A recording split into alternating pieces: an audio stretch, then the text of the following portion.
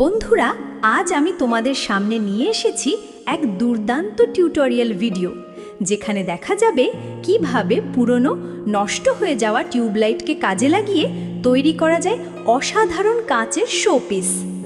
হ্যাঁ বন্ধুরা, আমাদের আশেপাশেই অনেক গরিব ও মেহনতি মানুষ আছেন, যারা এসব ফেলে দেওয়া জিনিস থেকেই তৈরি করছেন রোজগারের পথ।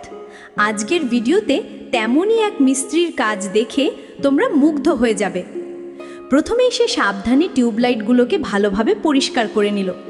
এরপর একটি কুপিতে কেরোসিন তেল ঢেলে বানিয়ে ফেলল একটি জ্বলন্ত কুপি, আর তার পেছনে বসালো হ্যান্ডমেড এয়ার ব্লোয়ার। এই এয়ার ব্লোয়ার দিয়ে যখন সে কুপির আগুনে হাওয়া দিতে লাগলো, তখনই তৈরি হলো এক প্রাকৃতিক কাঁচ গলানোর ভাট্টি। এরপর সেই উত্তপ্ত আগুনে নরম করে ফেলল পুরনো টিউবলাইটের কাঁচের টিউব।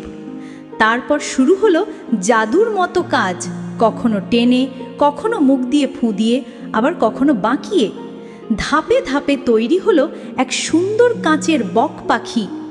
শুধু এখানেই শেষ নয়, এই শোপিসটিকে আরও আকর্ষণীয় করতে সে তার মধ্যে ভরে দিল রঙিন জল, একদম সহজ টেকনিকে।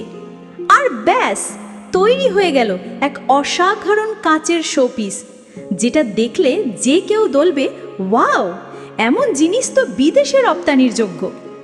বন্ধুরা, সৃজনশীলতা আর পরিশ্রম থাকলে পুরনো জিনিস দিয়েও যে শিল্প তৈরি করা যায়, তার এক জীবন্ত উদাহরণ আজকের এই ভিডিও।